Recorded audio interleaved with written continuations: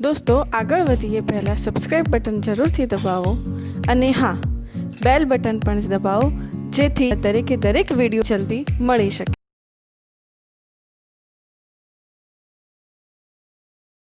નમસ્કાર વિદ્યાર્થી મિત્રો, આજનો વિદ્યુત સ્થિતિમાન, સ્થિત વિદ્યુત સ્થિતિમાન અને કેપેસિટન્સનો જેઈઈ નીટ માટેનો લેક્ચર નંબર 8 જે લાસ્ટ લેક્ચર સાથે એસોસિએટેડ છે.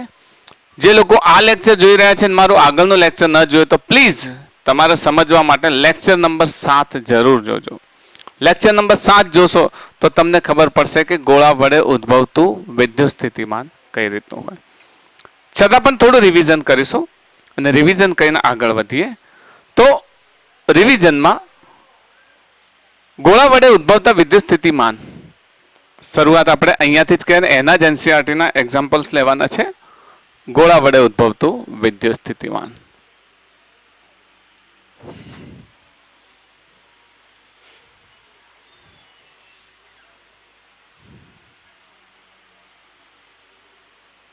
ગોળા વડે ઉદ્ભવતું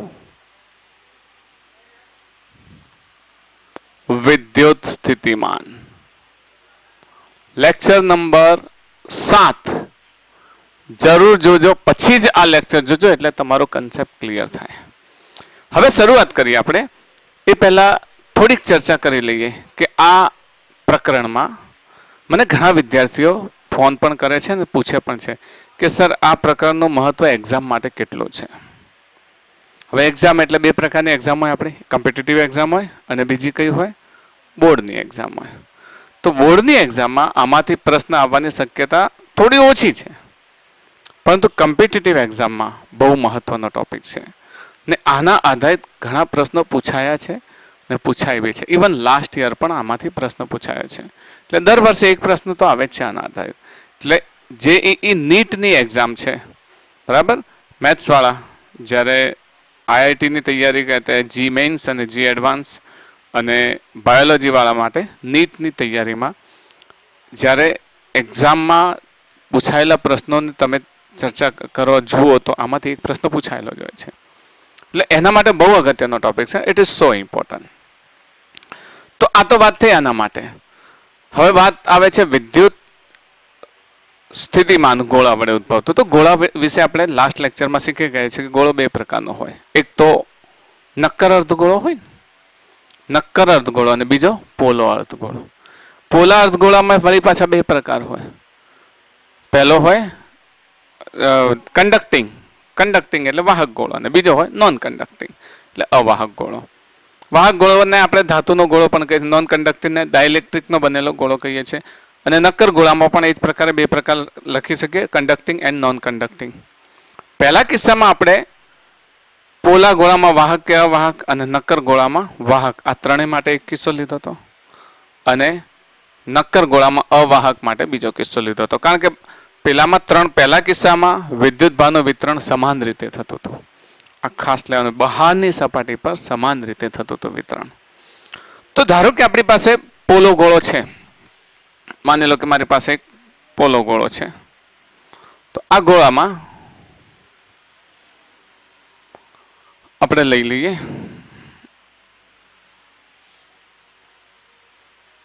એક પોલો ગોળો છે. તો પોલા ગોળા પર જ્યારે વિદ્યુતભાર પ્રસ્થાપિત કરવામાં આવે તો તેની બહારની સપાટી પર બધો જ વિદ્યુતભાર જમા થાય છે. આપણે સમજી ગયા ને આ તો. અને બધો વિદ્યુતભાર બહારની સપાટી પર જમા થાય તો એના સેન્ટરથી, આ સેન્ટરથી એક તો આર અંતર બહારનું બિંદુ, એક ગોળા પરનું બિંદુ, ઓકે, અને એક અંદરના બિંદુ. આ ત્રણે માટે આપણે સમજી ગયા છીએ. ચલો વી બહારના બિંદુ માટે લઈ લઈએ.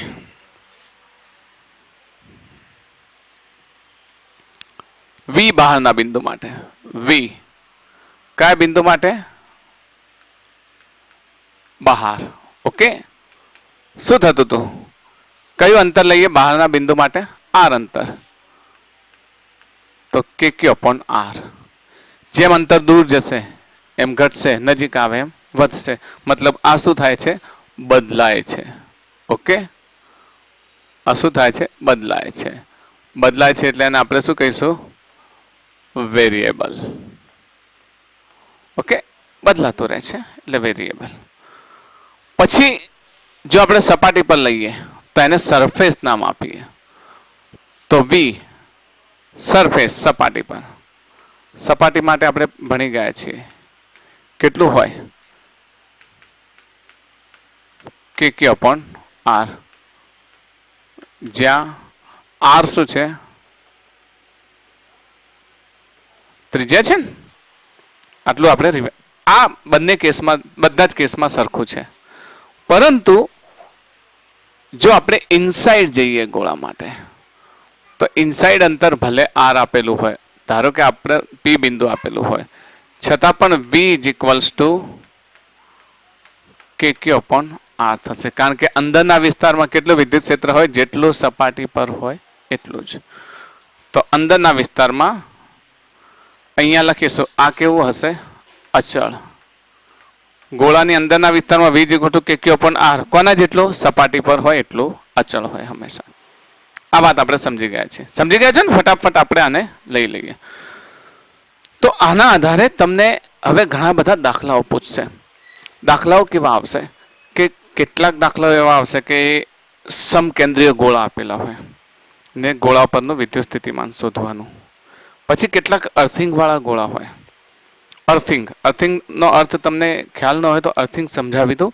એટલે પહેલા અર્થિંગ વાળો ટોપિક એક લઈ લઈએ કે અર્થિંગ વાસ્તવમાં શું છે.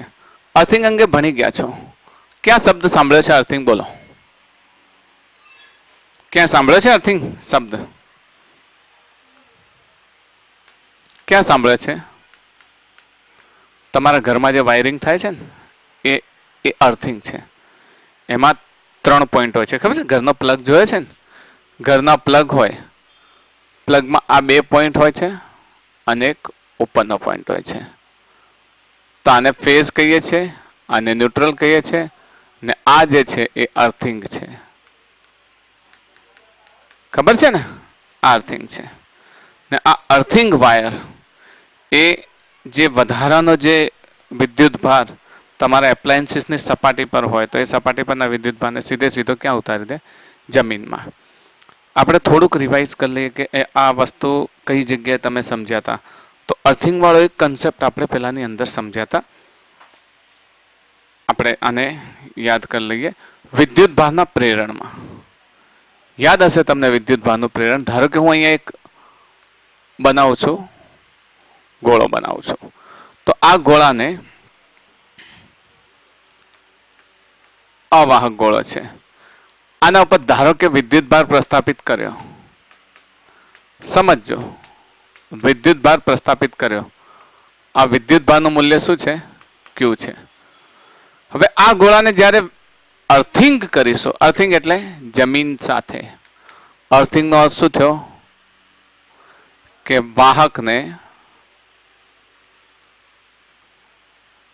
પૃથ્વીના સંપર્કમાં, કનેક્ટેડ ટુ અર્થ, પૃથ્વીના સંપર્કમાં લાવતા અથવા સંપર્કમાં જોડતા. ઓકે, આને આપણે અર્થિંગ કહીશું. તો અર્થિંગ કરીએ એટલે આ જો આ એક્સિસ ચાર્જ અહીંયા શું છે? પોઝિટિવ છે. એટલે ટોટલ ચાર્જ ક્યુ હતો. બરાબર. પૃથ્વી છે, પૃથ્વી સાથે જ્યારે તમે આને કનેક્ટ કરો છો તો પૃથ્વી અસંખ્ય વિદ્યુત ભારનો ખજાનો છે. ઇલેક્ટ્રોન, અસંખ્ય ઇલેક્ટ્રોનનો ખજાનો છે. તમારા પાસે વધારે છે તો પૃથ્વી લઈ લેશે, ઓછો છે તો પૃથ્વી આપશે. તો અહીંયા આગળ કયો વિદ્યુત ભાર ખૂટે છે? તો કે અહીંયા નેગેટિવ ચાર્જ ખૂટે છે. તો ઇલેક્ટ્રોન ગતિ કરશે અને અહીંયા આવશે ઇલેક્ટ્રોન, ને ઇલેક્ટ્રોન આવી અને આની સાથે ગોઠવાશે, આની સાથે ગોઠવાશે. જેટલા પોઝિટિવ ચાર્જ છે બધાને શું કરી દેશે? ન્યુટ્રલ કરી દેશે. ન્યુટ્રલ કરી દેશે એટલે ટોટલ ચાર્જ ક્યુ બરાબર 0 થઈ જાય. પણ આ ક્યારે? જ્યારે વાહક એકલો હોય ત્યારે. હો, વાહક કેવો હોય? એકલો. વાહક એકલો હોય ત્યારે.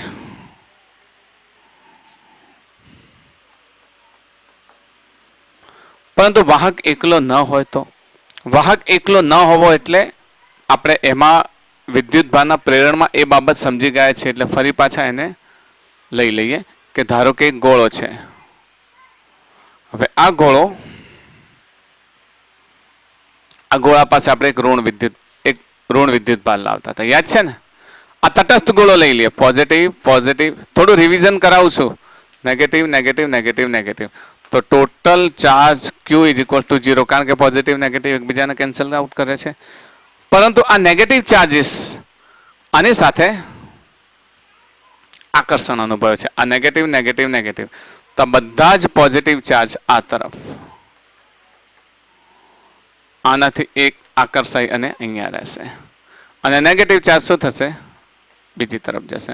હવે આને કનેક્ટ કરીએ છીએ તો Q બરાબર 0 હોવા છતાં પણ આ ઇલેક્ટ્રોન ક્યાં જતા રહે છે? જમીનમાં. યાદ છે ને?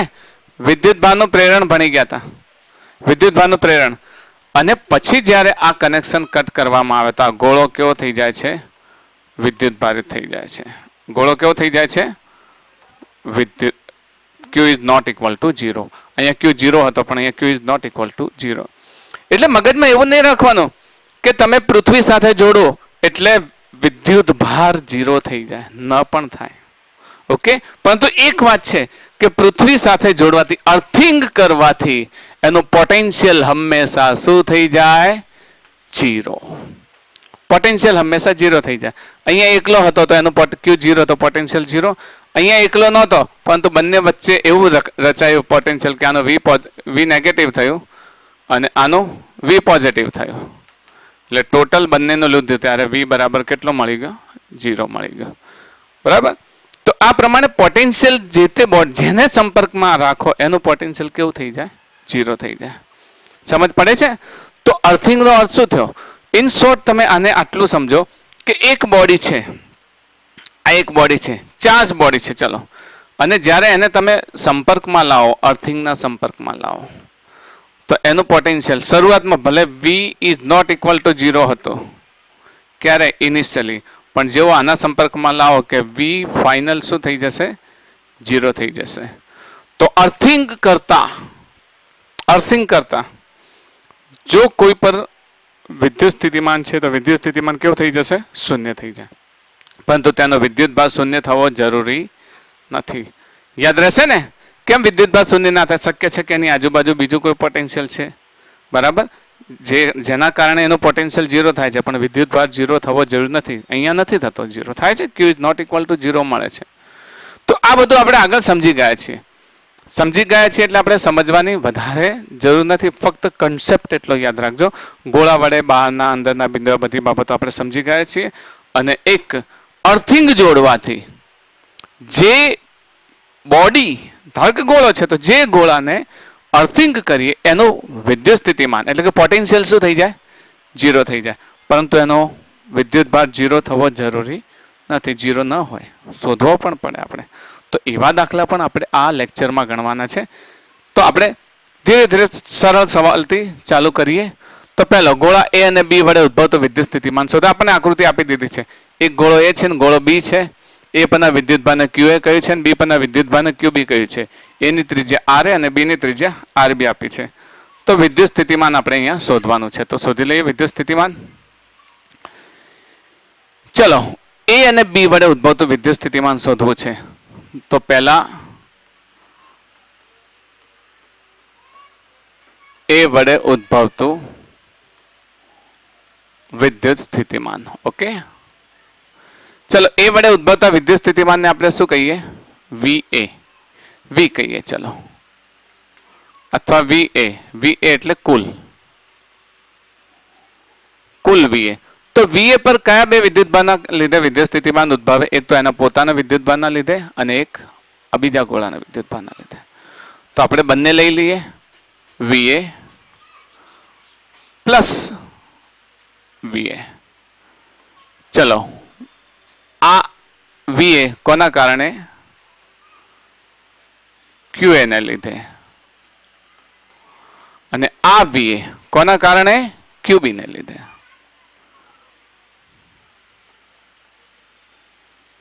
સમજ પડે છે ને? કયા ગોળાનું વિદ્યુત સ્થિતિમાન શોધવું છે? A ગોળો આ રહ્યો. જો A ગોળાની સપાટી તમને દેખાય છે ને, આ રહી A ગોળાની સપાટી. હવે તમે વિચારો કે આ A ગોળાની સપાટી પર વિદ્યુત સ્થિતિમાન આપણે શોધવું છે તો અંતર અહીંયા લઈએ તો એમાં QA તો એનો પોતાનો વિદ્યુતભાર છે તો પોતાના વિદ્યુત અહીંયા બે ગોળા છે ને એક નાનો ગોળો છે ઓકે તો એનો પોતાનો વિદ્યુતભાર QA છે તો આ QA ના કારણે ઉદ્ભવતું હોય તો શું લખી શકીએ ઓફકોર્સ કે Q A upon RA લખી શકીએ ને કે Q upon RA કેમ કારણ કે એ એની સપાટી પર છે આ વિદ્યુતભાર ક્યાં છે સપાટી પર અને સપાટી માટેનું સૂત્ર તો આપણે જાણીએ છીએ જે તે વિદ્યુતભાર અને એની ત્રિજ્યા ઓકે હવે બીજો વિદ્યુતભાર તો બીજો વિદ્યુતભાર QB આ QB આ ગોળાની બહાર છે જો તમે જો QB ક્યાં છે QB બિંદુ આ ગોળાની સપાટી બહાર છે ને તો QB વિદ્યુતભારને લીધે તો QB નું અંતર કેટલું છે અહીંયાથી તો RB જેટલું અંતર છે કેટલું છે RB જેટલું અંતર છે દેખાય છે એ આ મોટા ગોળાની ક્યાં છે અંદર છે પણ નાના ગોળાથી એનું અંતર કેટલું છે RB તો આપણે નાના ગોળાના સંદર્ભમાં લેવું છે તો શું લખી શકીશું કે QB ડિવાઇડેડ બાય RB ખ્યાલ આવી ગયો ફરીથી એ વડે ઉદ્ભવતું વિદ્યુત સ્થિતિમાન શોધવું છે તો એ વડે ઉદ્ભવતું વિદ્યુત સ્થિતિમાન એ પર ઉદ્ભવતું વિદ્યુત સ્થિતિમાન તો એ પર ઉદ્ભવતું વિદ્યુત સ્થિતિમાન એટલે એના માટે બે જવાબદાર એક તો QA અને QB બંને જવાબદાર QA ક્યાં છે સપાટી પર તો કે Q upon RA સમજ પડે છે અને QB ક્યાં છે તો કે RB અંતરે તો કે Q upon RB ક્લિયર તો આ સિમ્પલ ફંડા છે અહીંયા આગળ હવે સમજી લઈએ B વડે ઉદ્ભવતું વિદ્યુત સ્થિતિમાન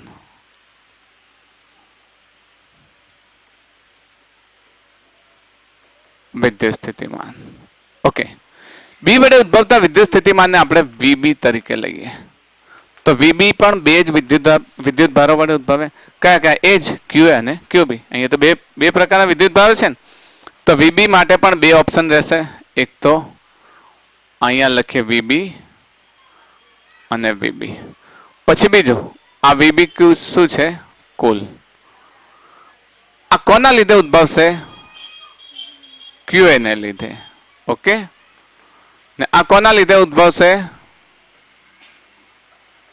QB ને લીધે ચલો QA ક્યાં છે આ મોટો હવે આ નાનો ગોળો લીધો હતો પણ અહીંયા યાદ શું રાખશો મોટા ગોળાને યાદ રાખશો તો ચલો હું અહીંયા બનાવી દઉં મોટો ગોળો તો અહીંયા QA ક્યાં છે અંદર છે ને ગોળાની અંદર છે તો ગોળાની અંદર અહીંયા આગળ QA દ્વારા તો QA દ્વારા લેવું છે તો અંદરની તરફ અહીંયાથી આટલું લેવું છે તો અંદરની તરફ વિદ્યુત સ્થિતિમાન કેટલું લઈશું કે QA ક્યાં છે ચલો QA ક્યાં છે અંદર છે ને આ ક્યાં છે અંદર અને QB ક્યાં છે સપાટી પર તો QA અંદર હોય તો પણ એનો તો મૂલ્ય આપણે લખીએ છીએ યાદ હશે તમને કે QA ડિવાઇડેડ બાય RB અંતર તો અહીંયાથી જ લઈએ છીએ ને આપણે અંતર ક્યાંથી લઈએ છીએ અહીંયાથી ભલે વિદ્યુતભાર અહીંયા રહ્યો પણ વિદ્યુત અંદર તો પોટેન્શિયલ 0 છે તો અંતર RA જ લઈશું સોરી RB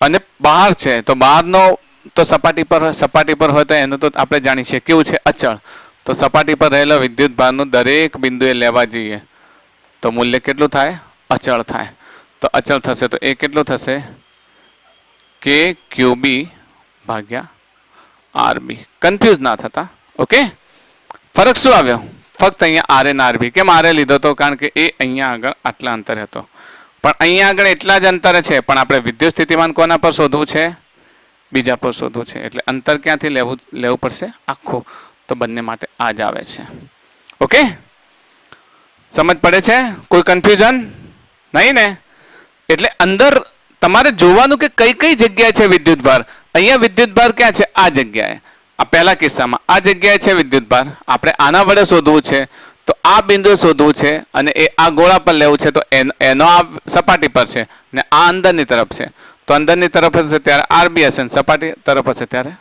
RA હશે તો અહીંયા પણ એ છે, જો આ અંદરની તરફ છે ને, ક્યુ એ શું છે અંદરની તરફ, ત્યારે આરબી, અને સપાટી પર હોય તો પણ આરબી. તો અહીંયા બંને કિસ્સામાં શું આવશે? આરબી આવશે.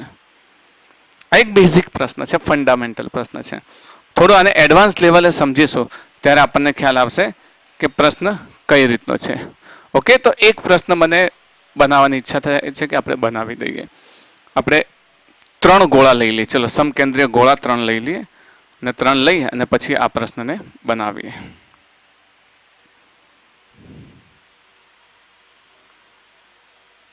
આ એક, આ બીજો બનાવીએ, અને ત્રીજો એનાથી પણ મોટો બનાવીએ. ઓકે, 3 બનાવીએ. 3 ને સમકેન્દ્રિત ગોઠવીએ.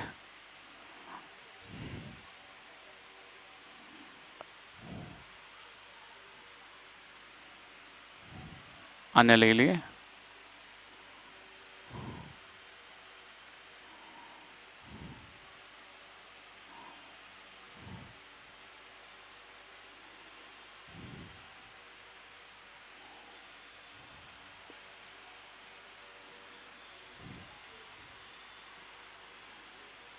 ત્રણ ગોળા છે. ઓકે, ત્રણેયના નામ આપી દઈએ, એ, બી અને સી. ત્રણે પર વિદ્યુતભાર અલગ અલગ લઈએ. ચલો, ક્યુ ટુ ક્યુ, આના પરનો વિદ્યુતભારને આપણે શું લખીએ? ક્યુ. આના પરના વિદ્યુતભારને 2Q, ને આના પરના વિદ્યુતભારને 4Q લઈએ. ક્યુ, 2Q અને 4Q. ત્રિજ્યાઓ સમજાવી દઈએ કે આ ત્રિજ્યા લઈએ R, બીજી ત્રિજ્યા લઈએ 2R, અને ત્રીજી ત્રિજ્યા લઈએ 4R. બરાબર? તો આપણો પ્રશ્ન છે, ખ્યાલ આવી ગયો ને? પરિસ્થિતિ ખ્યાલ આવી ગઈ ને? 3 સમકેન્દ્રીય પોલા ગોળા છે, દરેક ગોળાની ત્રિજ્યા R, 2R અને 4R છે, દરેક પર વિદ્યુતભાર Q, 2Q અને 4Q છે. તો A, B અને C પરનો વીજભાર, A, B અને C પરનું સ્થિતિમાન શોધો. ઓકે, શું શોધવાનું છે? સ્થિતિમાન. હવે અહીંયા જો મિત્રો, પહેલા A પરનું લઈએ, B પરનું લઈએ, C પરનું લઈએ. લેતી વખતે ધ્યાન રાખવાનું છે કે દરેકે દરેકનું વિદ્યુત સ્થિતિમાન શોધો છો તો 3 વિદ્યુતભાર એના પર અસર કરશે. કારણ કે અહીંયા તંત્રમાં કેટલા વિદ્યુતભાર છે? Q, 2Q અને 4Q. તો એ તો અસર કરશે, પણ કોની અંદર કયો વિદ્યુતભાર છે એ લેવો છે. ચલો, એ વડે લેવો છે. પહેલો પોઈન્ટ લઈએ. ઓકે, એ વડે ફટાફટ લઈશું, તમે સમજી ગયા છો. તો એ વડે લઈએ તો એને આપણે VA કુલ કહીએ. ફટાફટ સમજો. તો કેટલા વિદ્યુતભાર છે? 3 છે ને? કયા કયા? આનો, આનો ને આનો. તો 3 વિદ્યુતભારો અસર કરશે. VA plus VA plus VA. ચલો, આ VA ક્યાં છે? પહેલા Q ને લીધે. ઓકે, Q ને લીધે. અહીંયા 2Q ને લીધે, ને અહીંયા 4Q ને લીધે. ઓકે,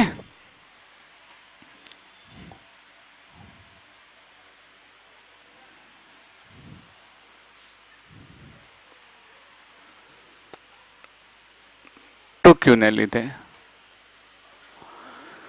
હવે એ માટે Q ક્યાં છે? સપાટી પર. મગજમાં વાત રાખજો, એ માટે Q ક્યાં છે? સપાટી પર. બરાબર? પછી 2Q ક્યાં છે? બહાર. અને 4Q ક્યાં છે? આ પણ બહાર છે ને? આવી દ્રષ્ટિથી જોશો ને તો તમારા મગજમાં વાત બેસશે. ખબર પડે છે? એ માટે Q ક્યાં છે? સપાટી પર. ને સપાટી પર હોય તો આપણે શું લખી શકીએ? KQ upon R લખી શકીએ. બહાર હોય તો જેટલું અંતર ત્યાં સુધીનું જોઈએ ને. K 2Q upon 2R plus K 4Q upon 4R. K 4Q upon 4R. Is that clear? ચલો, અહીંયા શું કેન્સલ થશે? 2 કેન્સલ કરી દઈએ. અહીંયા 4 કેન્સલ કરી દઈએ. તો v એ આપણને કેટલું મળે છે? કે ક્યુ અપોન આર, કે ક્યુ અપોન આર, કે ક્યુ અપોન આર. તો 3 કે Q upon R. This is final volt. આવડી જાય એ પણ વિદ્યુત સ્થિતિમાન? સમજ પડી?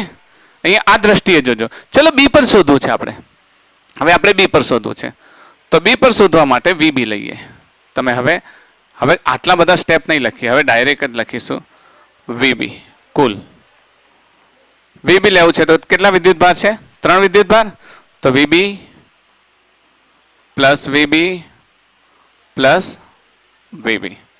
ઓકે, ચલો અહીંયા લઈએ, કન્ફ્યુઝ ના થતા. બી પર શોધવાનું છે. તો ક્યુ ક્યાં છે? હા, ક્યુ ક્યાં છે? પહેલો ક્યુ ના લીધે હોય તો ક્યુ ક્યાં છે? અંદર. પછી 2q ક્યાં છે? સપાટી પર.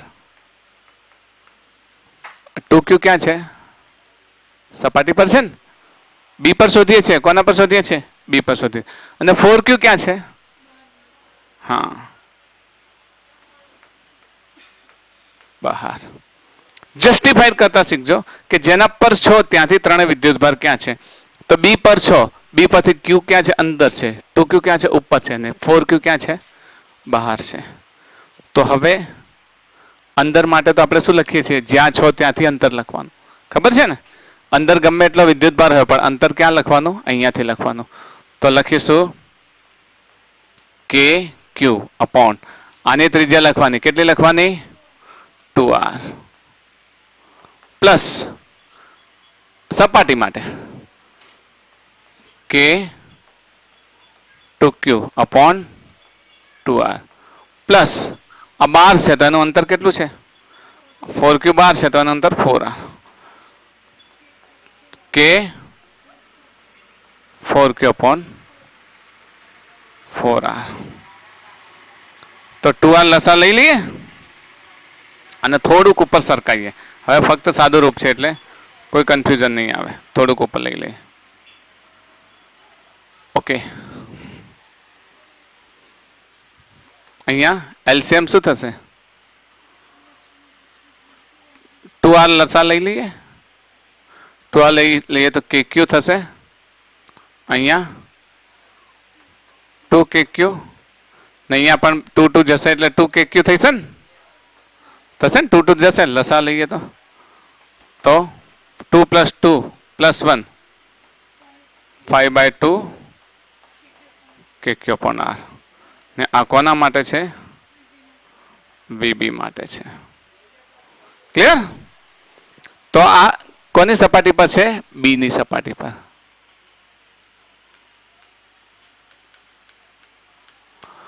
હવે શોધીએ સી ની સપાટી પર. ચલો ફરી આપણે આને લાવીએ સી ની સપાટી પર. તો સી ની સપાટી પર કઈ રીતે મેળવીશું? આપણે આકૃતિને પાછી લાવીએ.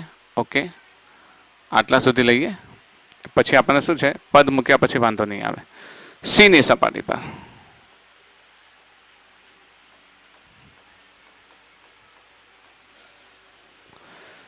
સી ની સપાટી માટે આપણે શું લઈશું? વીસી. વીસી માં પણ 3 વિદ્યુત ભાર જ. કયા કયા? VC plus VC plus VC. 3 ના લીધે. કોના લીધે? ક્યુ ને લીધે. અહીંયા આગળ 2q ને લીધે. 2q ને લીધે ને અહીંયા 4q ને લીધે. સી ગોળાથી q ક્યાં છે? અંદર. 2q ક્યાં છે? અંદર. ને 4q ક્યાં છે? સપાટી પર. તો આ q ક્યાં છે? અંદર. 2q ક્યાં છે? અંદર. ને 4q ક્યાં છે? બહાર. હા, આ સપાટી પર રહેશે. સપાટી પર.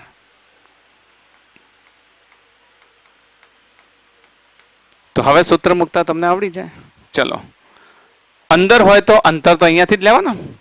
તો પહેલા શું લઈશું? કે Q upon 4r plus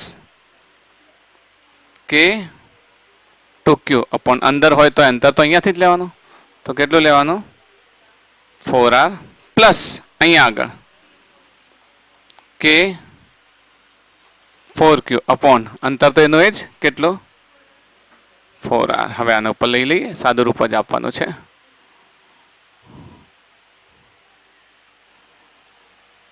okay,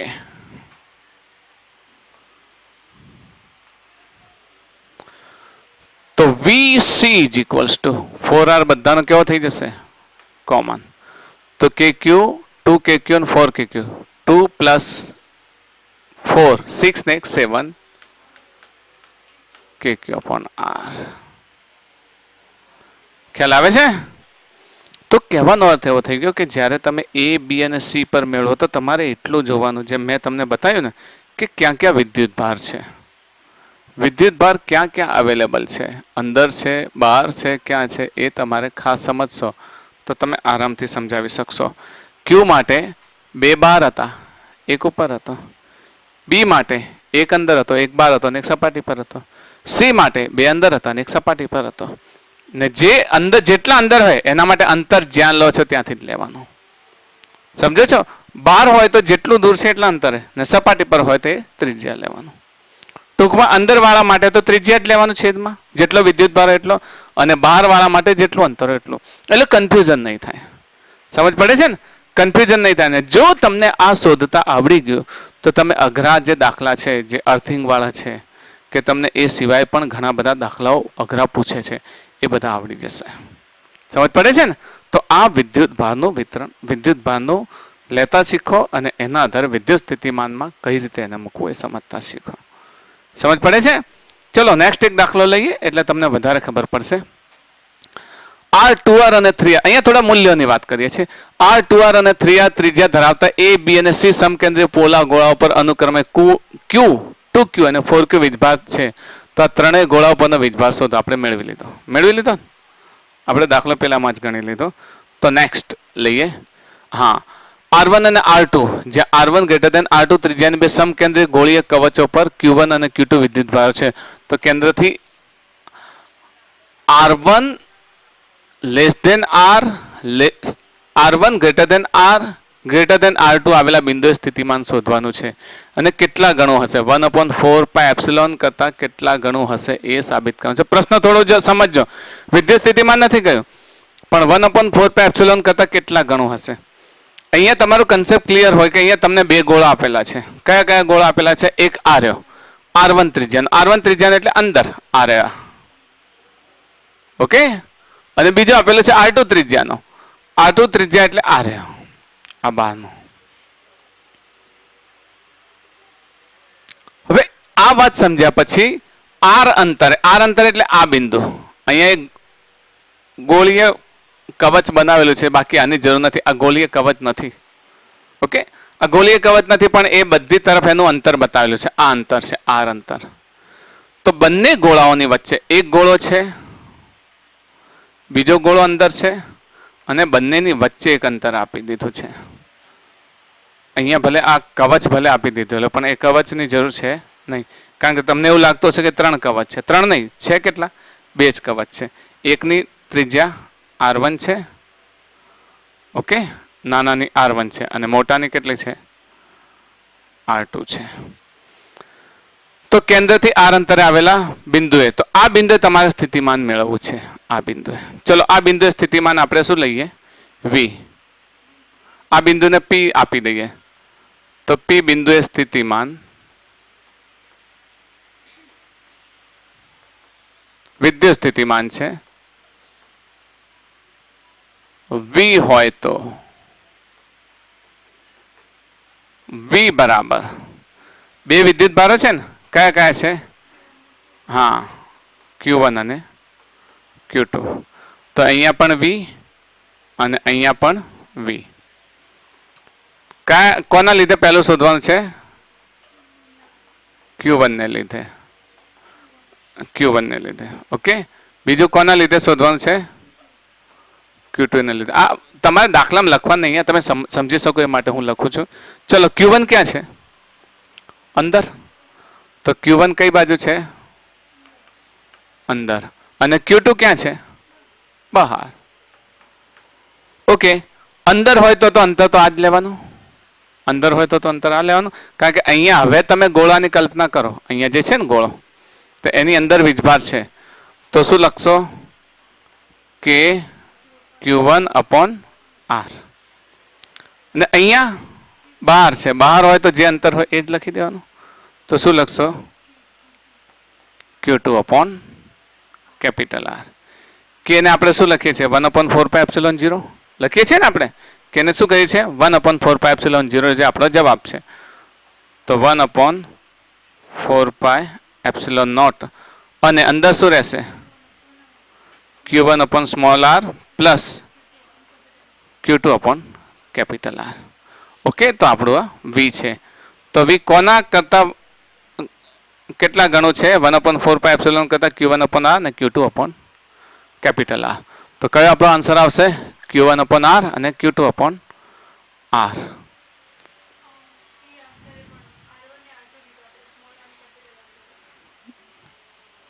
ક્યાં આગળ? ઓકે, હા, અહીંયા R1 અને R2 લીધા છે, આપણે સ્મોલ r લીધો છે ને આપણને રકમમાં શું આપેલું છે R આપેલું છે ને, એટલે અહીંયા જરા સુધારજો, અહીંયા શું આવશે સ્મોલ r આવશે.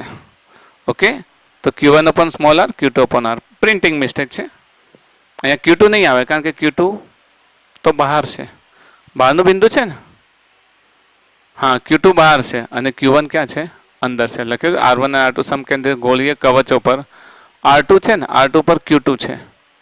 ઓકે, તો આ રહ્યું આવશે અને તમે અહીંયા જરાક સુધારી લેજો. ઓકે, તો કહેવાનો અર્થ એ થાય છે કે હવે જ્યારે તમે હજુ આગળ દાખલાઓ ગણશો તો તમને વેલ્યુઝ આપેલી હશે. આ લગભગ મારી પેમ્ફલેટમાં દાખલો છે ને એ વેલ્યુઝના આધારે તમે સમજાવી શકશો. અર્થિંગ આપણે સમજી ગયા છીએ, અર્થિંગ સમજી ગયા છીએ, તો એક દાખલો અર્થિંગ વાળો પણ ગણાવી દઉં તમને. જો મિત્રો આપણે અર્થિંગ અંગે જ સમજી ગયા, ફરીથી અર્થિંગ અંગે વાત સમજી લઈએ કે કોઈ પણ વાહકને અર્થિંગ જોડવામાં આવે તો એનું વિદ્યુત સ્થિતિમાન શૂન્ય થાય. ઓકે, એનું વિદ્યુત સ્થિતિમાન શું થશે? શૂન્ય થશે. પોટેન્શિયલ, ઇલેક્ટ્રોસ્ટેટિક પોટેન્શિયલ શૂન્ય થાય, પરંતુ એનો વિદ્યુત ભાર શૂન્ય થવો જરૂરી નથી. બરાબર, આ વાત આપણે સમજી ગયા છીએ. ચલો, અહીંયા એના આધારિત એક દાખલો આપેલો છે. R 2R અને 4R ત્રિજ્યા ધરાવતા ત્રણ સમકેન્દ્રીય પોલા ગોળા A, B અને C માટે પોલા ગોળા A અને C પરનો વીજભાર Q અને 8Q છે તથા B ને અર્થિંગ કરવામાં આવે તો B પરનો વીજભાર શોધો. આવો અર્થિંગ વાળો દાખલો તમને પૂછાય. જો ગોળામાં અલગ અલગ પ્રકારના દાખલા પૂછાય, ગોળા પરનો વીજભાર પૂછાય, સમકેન્દ્રીય ગોળાની વાત કરીએ આપણે. હવે સમકેન્દ્રીય ગોળામાંથી કોઈ એક ગોળાને અર્થિંગ કરવામાં આવે તો એના પરનો વીજભાર શોધો. ચલો, ત્રણ ગોળા આપેલા છે, આપણે ત્રણેય ગોળા બનાવી દઈએ.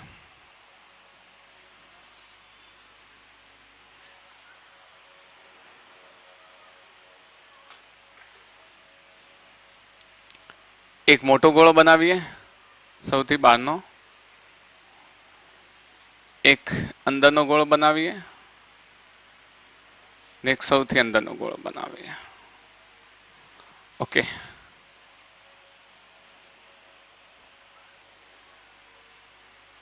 અને અહીંયા લઈ લે અંદર. મોટો છે તો થોડી સાઈઝ નાની કરીએ. આ એક, બીજો આને પણ થોડો નાનો કરીએ.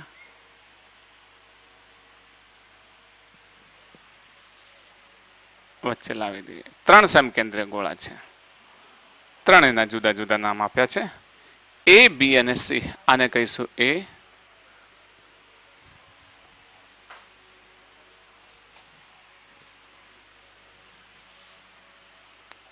આને કહીશું A, આને કહીશું B, આને કહીશું C. R 2R અને 4R ત્રિજ્યા છે, મતલબ આને ત્રિજ્યા R, આની ત્રિજ્યા 2R અને આની ત્રિજ્યા 4R. ઓકે, હવે એના પરનો વીજભાર A અને C પરનો વીજભાર Q અને 8Q, મતલબ A પરનો વીજભાર આપણે Q લખીએ અને C પરનો વીજભાર 8Q લખીએ. બીજું, ગોળા B ને અર્થિંગ કરવામાં આવે તો બી પરનો વીજભાર મેળવો. તો ગોળા બીને અર્થિંગ કરવામાં આવે એટલે આ પ્રમાણે લઈ અને હવે એને અર્થિંગ કરી દઈએ. આ આપણી કન્ડિશન છે. ઓકે, ગોળા એ અને સી પરનો વીજભાર ક્યુ અને 8Q છે. ત્રિજ્યા આર, 2R અને 4R છે. તો બી પરનો વીજભાર મેળવો. આપણે હમણાં સમજી ગયા છીએ કે જ્યારે ગોળાને અર્થિંગ કરવામાં આવે તો શું થશે? ગોળા પરનો વિદ્યુત સ્થિતિમાન શૂન્ય થશે, પણ એનો વીજભાર શૂન્ય થવો જરૂરી નથી. તો આપણે બી પરનો વીજભાર શોધવાનું કહ્યું છે. ચલો બી પરના વીજભાર આપણે ધારી લઈએ કે ધારો કે બી પરનો વીજભાર, ધારો કે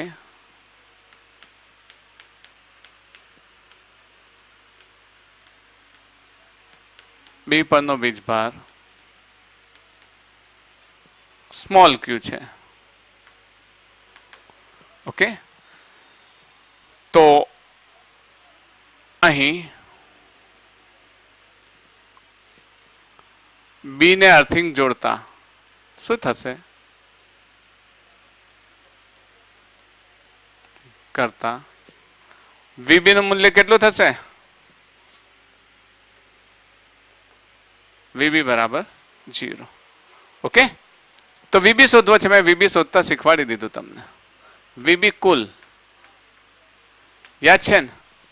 કેટલા? 3 વીજભાર છે. કયા કયા? એટલે અત્યારે તો 2 છે, ક્યુ અને 8Q. આનો તો શોધવાનો છે. તો ચલો, એ પરનો વીજભાર વીબી કયા વીજભારના લીધે? ક્યુ ને લીધે.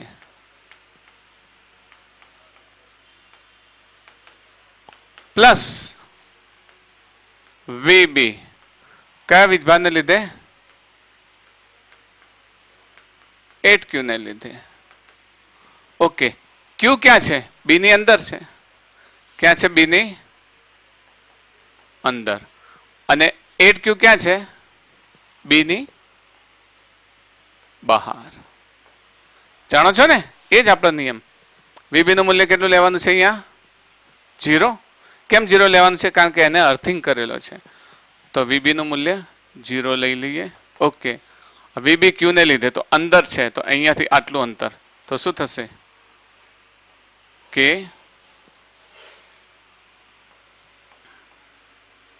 કે ઇન્ટુ અંદર કેટલો વીજભાર છે? ક્યુ અપોન અંતર કેટલું લેવાનું છે? કારણ કે અંદર હોય તો સપાટી જેટલું. જો આ બી સપાટી પરથી લેવાનું છે તો અંદર હોય તો અંતર તો આટલું જ લેવું, કારણ કે આખામાં આ 2R જેટલા અંતર માટે જશે ને અંદર. તો કેટલું લઈશું? 2R પ્લસ અહીંયા કે આ 12 છે.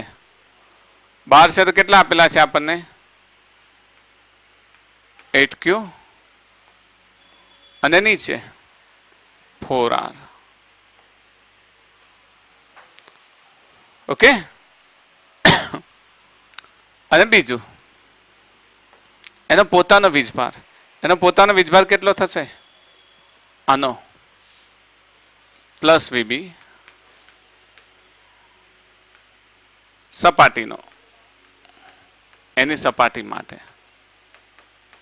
એની સપાટી પર આપણે કેટલો ધારી લીધો છે? ક્યુ. તો આ થશે કે ક્યુ અપોન 2R. કેમ 2R? કારણ કે એના વીજભારને આપણે કેટલો ધારી લીધો છે? ક્યુ. બી પરના ધારો કે બી પરનો વીજભાર કેટલો છે? ક્યુ. આપણે ધારી લેવાનું. જો એને અર્થિંગ કરેલો હોય તો આપણે ધારી લેવાનું. હવે ચલો, આ 0 છે તો આ બધામાંથી કે અપોન આર, કે અપોન આર, કે અપોન આર બધામાંથી નીકળી જશે. નીકળી જશે ને? આ બાજુ આવશે એટલે 0 થશે. સામાન્ય લો ત્યારે કે અપોન આર શું થશે? નીકળી જશે. કે અપોન આર નીકળી જશે તો 0 ઇઝ ઇક્વલ્સ ટુ શું થશે? Q/2 પ્લસ 4 2 જા 8. તો આ કે આર આર નીકળી જાય તો 2Q પ્લસ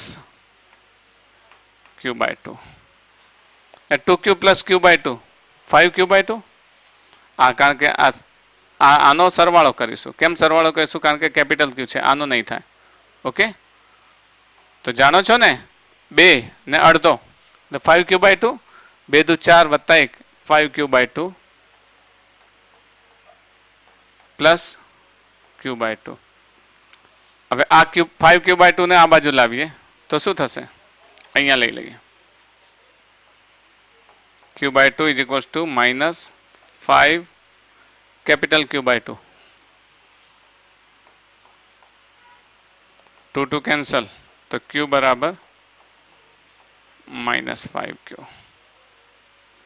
ઓકે. જો તો અહીંયા ગોળાને તારથી જોડવામાં આવે, તારથી જોડવામાં આવે એટલે એ ગોળાનો વીજભાર કેટલો લઈ લેવાનો? જેને તારથી જોડે ને, દાખલા તરીકે બી ને આપણે જોડ્યો છે તો બી ના વિદ્યુત સ્થિતિમાનને આપણે શું લઈ લઈશું? શરૂઆતથી શું લઈ લઈશું? 0. ઓકે. અને એ બી પર ધારો કે ક્યુ વીજભાર છે. હવે ક્યુ વીજભાર છે એવું આપણે ધારી લીધું તો આપણે બી પરનો વીજભાર મેળવવાનો, આપણે બી પરનું વિદ્યુત સ્થિતિમાન મેળવવાનું. બી પરનું વિદ્યુત સ્થિતિમાન કુલ કેટલું લઈએ છીએ? 0 લઈએ છીએ શરૂઆતમાં, કારણ કે એને શું કરેલો છે? અર્થિંગ કરેલો છે. હવે અર્થિંગ કરવામાં આવે તો બી પર 3 વીજભારો કયા કયા? એક તો એ નો વીજભાર, પછી સી નો વીજભાર અને એક એનો પોતાનો વીજભાર. એને પોતે પણ લીધું છે ને, તો એનો વીજભાર ક્યુ ને લીધે, 8 ક્યુ ને લીધે, અને એક એની સપાટી માટે. તો આ ઇનસાઇડ છે એટલે KQ/2R થશે. બરાબર. આ સપાટી પર છે, આ બહારનો છે એ આઉટસાઇડ છે એટલે KQ/4R થશે. K8Q ને સપાટી પર છે એટલે KQ/2R થશે. K/R બધામાંથી નીકળી ગયો. પછી તો સાદુરૂપ આપશો એટલે Q = કેટલું થશે? -5Q. તો આ થઈ ગયો એના પરનો વીજભાર. માઇનસ વીજભાર આવે કારણ કે ઋણ વીજભાર હોઈ શકે ને, એટલે ઋણ વીજભાર આવી શકે. હવે એક અગત્યના પરિણામની ચર્ચા કરવાની છે અને એ અગત્યનું પરિણામ એ આપણે એક એક્ઝામ્પલ પરથી લઈએ. એ એક્ઝામ્પલ તમે સમજશો એટલે તમારો કન્સેપ્ટ ક્લિયર થશે. કારણ કે એમાં શું થાય છે કે તમને દાખલો આપી દીધો, તમે આખો દાખલો ગણીને જવાબ લાવો, પણ જો કન્સેપ્ટ એક વખત તમારો પાકો હશે તો તમે આરામથી એને જોતા જ જવાબ લાવી શકો. અહીંયા તમે પણ જાણો છો કે JEE નીટમાં સમય જ અગત્યનો છે. તમને કેટલું આવડે અગત્યનું નથી, પણ આપેલા સમયમાં કેટલા તમે સાચા ઝડપથી કરી શકો છો અગત્યનું છે. અને એ સાચા ઝડપથી કરી શકશો એના માટે એક જ વાત છે, શું? તમને કન્સેપ્ટ ક્લિયર હોવો જોઈએ. ફટાફટ કેલ્ક્યુલેશન અથવા તો શોર્ટ ટ્રીક એ બધું તમને આવડવું જોઈએ. ને ક્યારે શક્ય છે? જ્યારે તમારો કન્સેપ્ટ ક્લિયર હશે.